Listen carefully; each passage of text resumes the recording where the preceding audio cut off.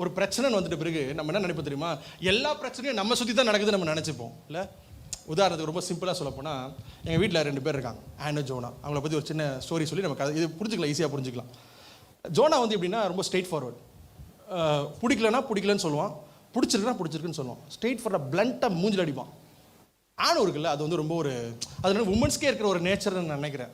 அது வந்து எப்படின்னா ஒரு டிப்பிக்கல் ஒரு கேர்ள் பேபி மாதிரி, என் முகம் கோணக்கூடாதுன்றதுக்காக இது ஓகே டாடா, ஒன்றும் பிரச்சனை இல்லை, நோ இஷ்யூஸ், இட்ஸ் ஓகே அப்படின்னு சொல்லி சொல்கிறோம். உதாரணத்துக்கு இப்போ நான் ஒரு கடைக்கு கூட்டி போகும்போது ஒரு நல்ல ட்ரெஸ் பார்த்தோன்னா அந்த ட்ரெஸ் நான் வாங்கணும்னு சொன்னோன்னே நான் என்ன சொல்லுவேன்னா, அந்த ட்ரெஸ் வாங்குறதுக்குமா இப்போ முடியலமா, நான் உனக்கு நெக்ஸ்ட் மந்த் ஒன்று வாங்கி கொடுத்துறேன் அப்படின்னு சொன்னோன்னா, இட்ஸ் ஓகே, நோ ப்ராப்ளம், எனக்கு okay, I am very happy with whatever you ஹேவ்னு சொல்லிட்டு சந்தோஷமாக ஏற்றுக்கும்.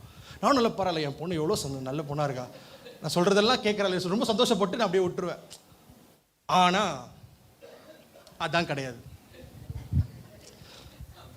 அப்போது ஒன்றும் நடக்காது, சந்தோஷமாக இருக்கும், நான் கூட ரொம்ப பெருமையாக இருப்பேன். ஆனால் திடீர்னு ஒரு நாள் வீட்டில் ஏதாவது ஒரு சின்ன பிரச்சனை வரும். நான் எதுவும் சொல்ல மாட்டேன், அவங்க 2 பேரும் சண்டை போட்டுப்பாங்க. சண்டை போட்ட உடனே இது என்ன நடக்கும் அப்படின்னா, இது வேணான்னு சொல்கிற எல்லா காரியங்களும், okay it's okay daddy, it's okay மம்மின்னு சொல்கிற எல்லா காரியங்களும் சப்கான்ஷியஸ் மைண்டில் போய் பதிஞ்சிரும்.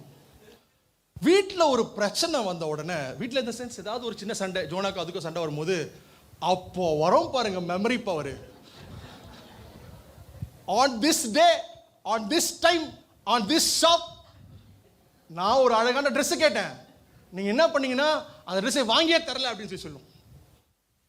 On this day, on this date, இந்த டைம்ல you told I fit for nothing. On this day, எங்கிருந்து தான் வரும் தெரியுது. அப்போ வந்து நான் போய் சாரி கேட்டு ஒப்புரவெல்லாம் ஆகிடுவேன், எல்லாமே சூப்பராகிடும், வீடு ஹெவனாக மாறிடும்.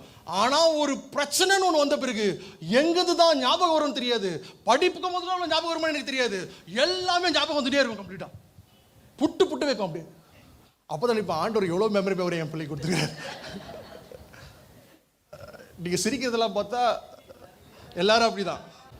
இப்போ பிரச்சனை என்ன அப்படின்னா, ஒரு சூழலுக்குள்ளே நம்ம போகும்போது, ஒரு ப்ராப்ளத்துக்குள்ளே போகும்போது நம்ம என்ன நினைக்கிறோம் அப்படின்னா, இந்த உலகத்தில் என்ன மாதிரி கஷ்டப்படுற இந்த உலகத்தில் வேறு யாருமே இல்லை, நான் தான் பிரதர் ரொம்ப கஷ்டப்படுறேன், நான் தான் பிரதர் ரொம்ப வேதனைப்படுறேன், நான் தான் பிரதர் ரொம்ப கண்ணீர் விடுறேன் அப்படின்னு சொல்லி நம்மளே நம்ம செல்ஃப் பிட்டி பண்ணிப்போம்.